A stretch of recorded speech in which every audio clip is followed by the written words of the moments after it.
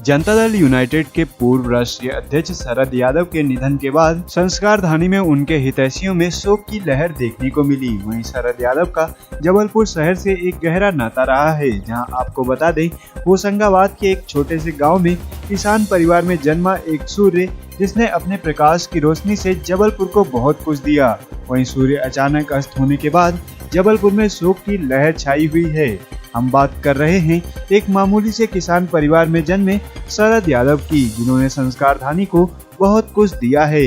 वहीं गुरुग्राम के अस्पताल में 75 साल की उम्र में इलाज के दौरान उनकी मृत्यु हो गई। जैसे ही यह खबर जबलपुर पहुंची तो शोक की लहर चारों तरफ फैल गई। शरद यादव की पढ़ाई और राजनीतिक सफर जबलपुर से शुरू हुआ था और दिल्ली से लेकर पूरे देश में एक आयाम उन्होंने कायम किया, जहां जबलपुर के इंजीनियरिंग कॉलेज में उन्होंने पढ़ाई की और 1971 में छात्र संघ के अध्यक्ष बने। वहीं उसके बाद राम मनोहर लोहिया की विचारधारा से वह काफी प्रभावित हुए, जहां सन 1974 में शरद यादव उपचुनाव जीते और लोकसभा सांसद बने। वहीं सांसद बनने के बाद शरद यादव ने संस्कार धानी को कई सौगातें दी, जिसमें Dumna airport, Mahakaushal train, FDI godown से लेकर बहुत कुछ दिया। वहीं आज भी शहर से जुड़े उनके किस्से दिखाई देते हैं, जिसमें मालवीय चौक में अपने साथियों के साथ खड़े होकर राजनीति पर चर्चा करना, तो वहीं अपने साथियों के साथ देव मंगोड़े के यहाँ रोजाना मंगोड़े खाना। तो वहीं आज भी देव मंगोड़े की दुकान में शरद यादव की तस्वीर उन दिनों को ताजा करती है। वहीं जबलपुर से शरद यादव ने बिहार का रुख किया और जनता दल यूनाइटेड पार्टी की स्थापना की, उसके राष्ट्रीय अध्यक्ष बने। सांसद रहते हुए उन्होंने कई अहम मुद्दों को संसद में उठाया, जहां आज देश के साथ साथ संस्कार धानी ऐसे किसान परिवार के बेटे को सत सत नमन करती है। देखिए, शरद यादव जी का एक नाता कहें तो ये था कि जब भी वो जबलपुर आते थे, चाहे वो कपड़ा मंत्री हो, चाहे केंद्रीय मंत्री रहे हों और चाहे पूर्व सांसद भी रहे हों, सबसे पहले वो शहर आए हैं तो दुकान पर ज़रूर आते थे। और पापा से और उनका ऐसा लगाव था कि वो सिर्फ एक ही कहते थे, देवा भैया हमने सबको तो सब कुछ दे दिया है, लेकिन जब भी मैं शहर आऊँगा तो आपकी दुकान पहले आऊँगा। और जो मंगोड़ों का स्वाद था तो वो आज भी, कुछ ही दिनों पहले तब उनके पीए का मेरे पास फ़ोन आया तो वो पूछ रहे थे कि भाई दुकान कैसी चल रही है, कैसी नहीं चल रही है। और अभी तब 2008 में पापा को ऑपरेशन हुआ तो उसको देखने के लिए भी वो दुकान पर आए और उन्होंने अपना वो किया। ये आमतौर पर देखा जाता है कि जब कोई बड़े पद पर पहुँच जाता है या ना, तब अपने जो पुराने दोस्त हैं उनको ज़्यादातर याद नहीं रख पाता, व्यस्तता के कारण। नहीं, ऐसा कुछ भी नहीं था, लेकिन आज भी हम एक चीज़ को ये कहें कि पापा के जो मित्र शरद यादव जी थे, वो शुरू से ही उनको ऐसा लगाव था कि वो ये नहीं कि हम आज इतने बड़े पद पे हो गए तो हम इस दुकान को भूल जाएं। वो बरहमेश आते रहे, उनके साथ गार्ड भी रहती रही तो उनको कह देते रहे जाइए ये मेरी दुकान है। क्या बताते हैं लोग यहाँ आते थे? बस उनकी जो खुद की जो पर्सनल राजनीतिक चर्चा थी और उनका जो घरोबा था वो ही बात यहाँ पे करते थे, कोई प्रकार की वो नहीं करते थे। कब से आने जाना शुरू हुआ? देखिए, आज दुकान तो 105 साल हो गए, लेकिन मैंने जब से होश संभाला है, जब से मैं शुरू से देख रहा हूँ कि शरद यादव जी जब भी शहर आए हैं तो पहले दुकान आए, बाद में वो कोई कार्यक्रम में गए हुए हैं। मेरा नाम अतुल जैन। जैसा कि हमें विदित है कि माननीय शरद यादव जी आज हमारे बीच में नहीं हुए, निश्चित रूप से हमारे शहर को बहुत बड़ी क्षति हुई है। और शहर के साथ साथ जबलपुर इंजीनियरिंग कॉलेज से माननीय शरद यादव जी का बहुत बड़ा गहरा नाता है।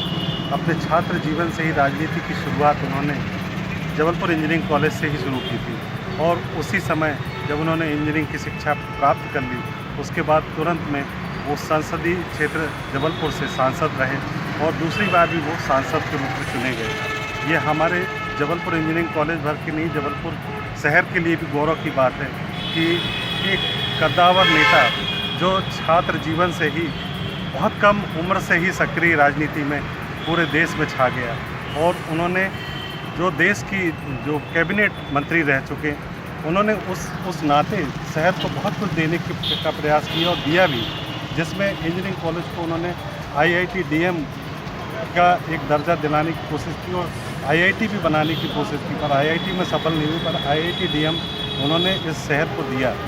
ये उनकी उपलब्धि है और निरंतर उनका प्रयास रहा है कि जबलपुर इंजीनियरिंग कॉलेज को कुछ न कुछ वो ऋण चुका लें, परंतु जबलपुर इंजीनियरिंग कॉलेज इस बात से उनका ऋणी है कि वो हमारे इंजीनियरिंग कॉलेज के छात्र रहे हैं और निश्चित रूप से एक हीरा जो कहना चाहिए डायमंड छात्र जो स्टूडेंट डायमंड स्टूडेंट के रूप में वो उभरे और हमने उनको हीरक जयंती के अवसर पर उनको आमंत्रित भी किया था जिसमें मुख्य अतिथि के रूप में जबलपुर इंजीनियरिंग कॉलेज में आए हुए थे और निरंतर उन्होंने हमारे शहर को ही नहीं पूरे जबलपुर को दिया है।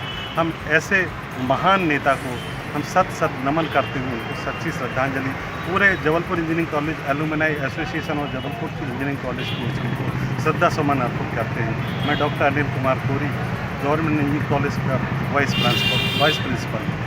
जी, हमारी पार्टी जनता दल यू के संस्थापक थे, उन्होंने पार्टी दल बनाया और उनका निधन सिर्फ जनता दल या किसी एक राजनीतिक दल की क्षति नहीं है, बल्कि पूरे समाजवाद विचारधारा की ये अपूर्णीय क्षति है जिसको भरा जाना शायद संभव नहीं।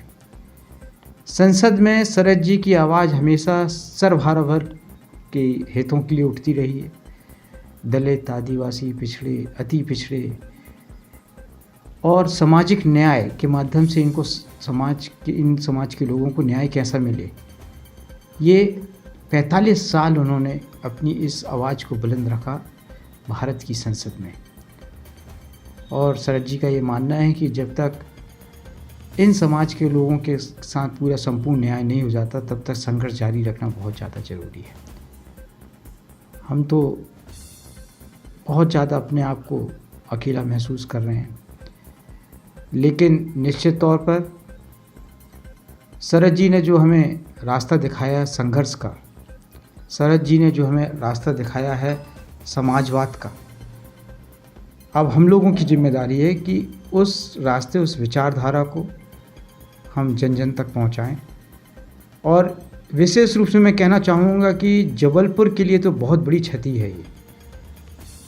शरद जी को जब भी कुछ बांटने का अवसर मिला तो सबसे पहले उन्होंने जबलपुर को आगे रखा, चाहे वो रेलवे जोन हो, चाहे डुमना एयरपोर्ट हो, चाहे IIIT हो, चाहे पहली ट्रेन जबलपुर से दिल्ली को जोड़ने वाली कुतुब एक्सप्रेस हो।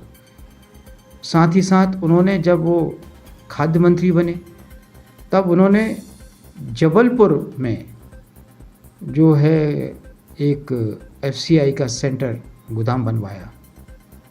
और जब जॉर्ज फर्नांडिस साहब रेल मंत्री थे तभी ब्रॉड गेज का उन्होंने जो सपना था उनका, उसका भूमि पूजन उन्होंने बालाघाट में करवाया था। बहुत सी चीज़ें हैं शरद जी की, बहुत सी यादें हैं शरद जी की जबलपुर में जुड़ी हुई। और मैं तो व्यक्तिगत रूप से मेरी क्षति हुई है ये, क्योंकि मेरे पारिवारिक संबंध थे, मेरे बड़े भाई के पारिवारिक मित्र थे शरद जी, और शायद उनकी विचारधारा से ही प्रभावित होकर मैंने कांग्रेस छोड़ने के बाद जनता दल यू और समाजवादी विचारधारा को अपनाया। मैं जनता दल यू मध्य प्रदेश की तरफ से उन्हें सादर नमन करता हूँ।